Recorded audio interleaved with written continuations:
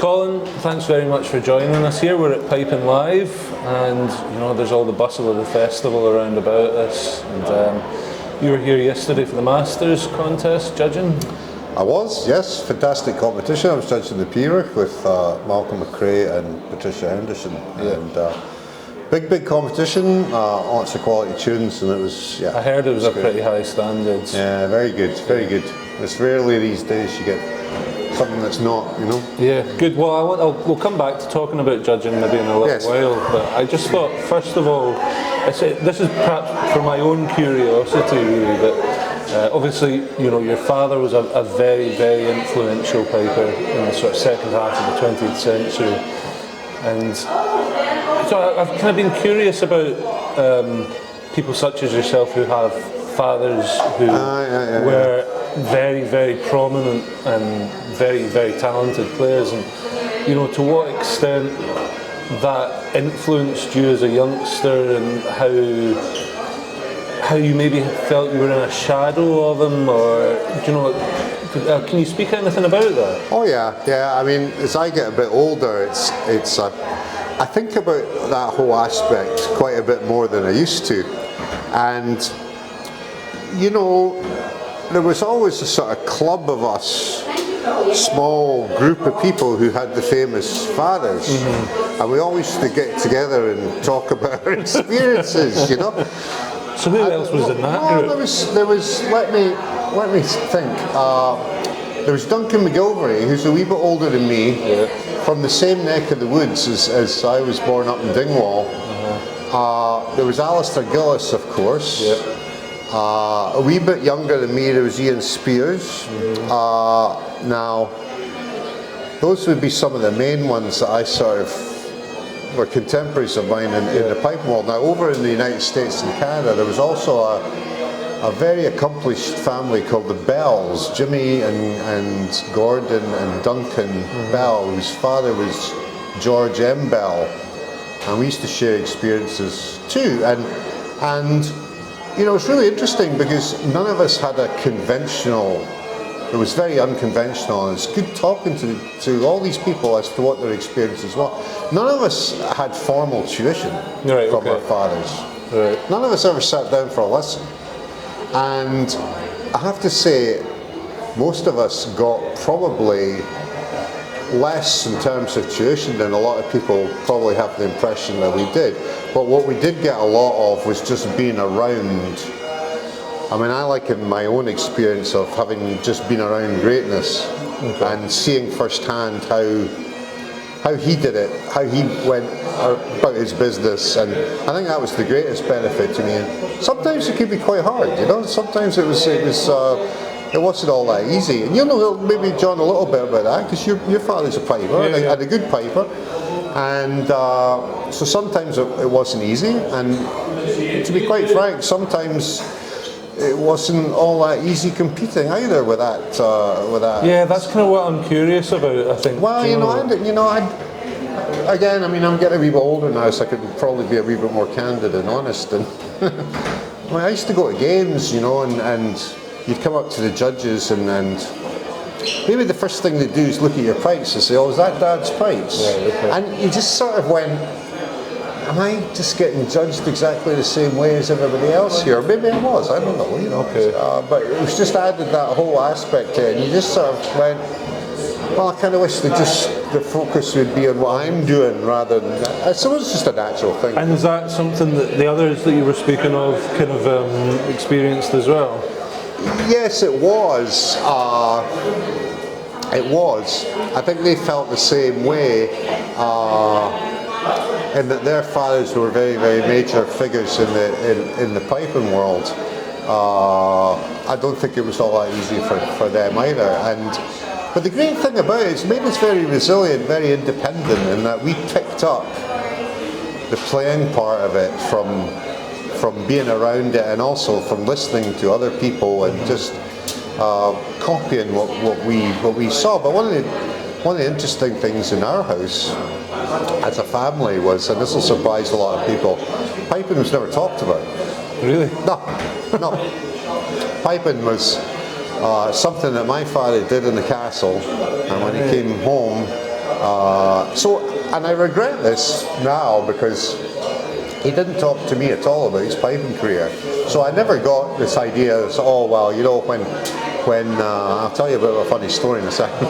I never got anything from him of his recollections. When I was playing at Inverness and I was playing in this competition, and here's what happened. No. Was it work for him? It was work for him. So it was work for him. You don't talk about work at home. Exactly. There was one experience I had which was quite funny, and he had a cottage down in Peebles that we used to go to when I was a bit older when I was in Canada. I'd have been about 28. We're driving down together past the bypass in outskirts of Edinburgh going down to Peebles, and he suddenly pointed over to this field and there was this tin corrugated Quonset hut. And he pointed over to it, he says, in 1959 I perfected the vaunting in that Quonset hut over there. And I said, oh, that's very impressive. He says, yes, he says, I was second in the clasp. And I was brave enough to say, well, I guess you didn't perfect it then, did you? Yeah, but it is interesting that you didn't talk about piping. Honestly, my dad and I, it's more or less all we talk about. Is it? Yeah. No, it was. I mean, he was vastly enthusiastic, and he did a lot of work in the house, up in his attic room, on piping. But no, it was. So we talked about plenty of other things, as most normal families would do, you know. My sister, my mother, they weren't into piping. Yeah. They weren't pipers, and it's just normal family talk.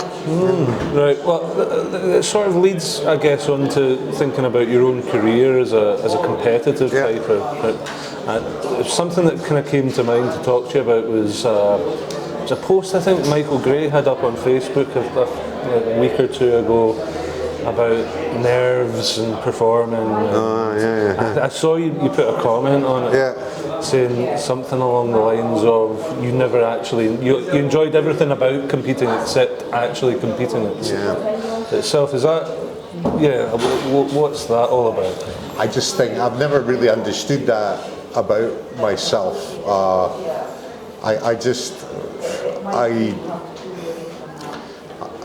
Like I said in that comment, I enjoyed the whole thing very much. I enjoyed the people, I enjoyed the whole scene, but the actual act of competing, the actual few minutes on that stage I found to be extraordinarily difficult. Right. I really did, and I didn't enjoy that. And I think it's fair to say most people that get to that level thrive on and really enjoy performing. The moment of being on the stage. I think it's fair to say that most of them really enjoy that. I've never really understood it, but is it something that you found became more of a distraction, if you like, as you got older and as your career progressed, or was it always? Not really. It was a curious thing with me in that it made no difference, and it made no difference to me whether there was one person listening to me in a room or if there was 500 people listening to me. The intensity of the pressure and what I felt was exactly the same. Not good for a competing piper, because I tried to deal with it the best I could, but it was a negative. It was a negative, and it was a big factor in why I eventually say, well, I'm not really enjoying this anymore. So yeah, well, if you don't enjoy it, there's no point, really, is there? That's exactly it. But I guess there's the kind of physical manifestations of that tension that you feel, and the way that your top hand controls the chanter. Yeah, well, I've thought about it a lot, and I still don't understand what it was, but I've drawn the conclusion that it was a physical happening to do with heart rates and adrenaline and all this kind of thing, as opposed to, people get that confused with nerves. To me, nerves are a completely different thing. I wasn't nervous. I wasn't doubting of my abilities or anything like that. It was just like this, something happened to your body. Now, if you're a sportsman or something, that may be a great advantage. Yeah, if you're boxing or something. Run harder or hit somebody harder, exactly. Yeah. But in piping, it's not a good thing. You need to be relaxed to find the flow. And I've discussed it with a few pipers that have that had similar things, and to my mind, I never really came across anybody that possibly had it quite so severe as I did. And funnily enough, my son and daughter, Emily, Kate, and Ian, are both good pipers, and they're even worse than me.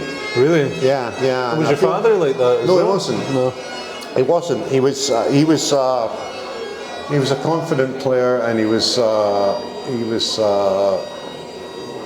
from knowing him and looking back on it, I wouldn't say he was nerveless around, but he certainly didn't have anything that would affect his playing negatively, you know. Well, I mean, you obviously did kind of draw a close to your own competitive career, Yeah. and you've kind of, in more recent times, moved on to the panel. And how do you enjoy judging in comparison to performing? Well, I have to say I'd always prefer to be on the playing side of it. Right. The judging thing is, it's the greatest privilege to be able to listen to the kind of playing that you get to hear at that close quarters with the competitors, and continuing to learn from other people's playing, principally from other people's playing, but from discussing the tunes and from with your fellow judges and all that kind of thing. So it's an ongoing process of bettering yourself, as it were, you know? Yeah, and I guess something that has been on my mind a little bit recently is, especially in the context of a peer contest, how do you think the best way to put this, create something of a parity between tunes? So one person plays a relatively straightforward tune in comparison to someone that's played a more complex tune, and the two tunes being very similar in terms of the skill that's on display. It seems to me that it's very, very difficult to equitably judge those tunes. What are your insights on that? It doesn't happen as often as you might think, but when it does happen, yeah, it's problematic. First of all, the competitor puts the tune in, so he or she is obviously prepared to stand or fall by that selection. I think the judge, the adjudicator, once he or she has selected that tune, bears a responsibility for judging it as fairly as possible. And the way I deal with it, quite simply, is a well-played big tune will beat a well-played smaller tune 9 times out of 10. Yeah. And so it only really comes into play when that smaller tune is played exceptionally well and merits a little bit of reward for the way it's played. There's no doubt about it. Putting a small tune in a competition at the highest level is probably not that great an idea these days. Yeah. You know? I think it becomes a problem then when you have set tunes, though, and you've got a very limited pool of tunes to go. So for argument's sake, the gold medal list for next year has got the Glen is Mine on it. Alongside something like McDougall's Gathering. Yeah. Well, I think that's the responsibility of the people that are setting the tunes. I think it's probably a bit irresponsible to set tunes of different weight, as they say. I think in a set list of tunes, they should all be the same weight. Yeah. Now, I've never been involved in the setting of tunes, and I understand that in the senior competitions they have a very big list now, which will contain tunes of all kinds of different things.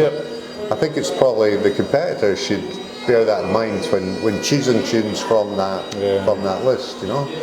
Yeah, well, I mean, there's clearly a real rabbit hole to go down and talking about all of that stuff. But for now, I think that's great, Colin. Thanks very much for joining us. Oh, it's a real pleasure. It's a real pleasure being here at Fighting Live, and seeing everybody. So thanks for having me. No worries.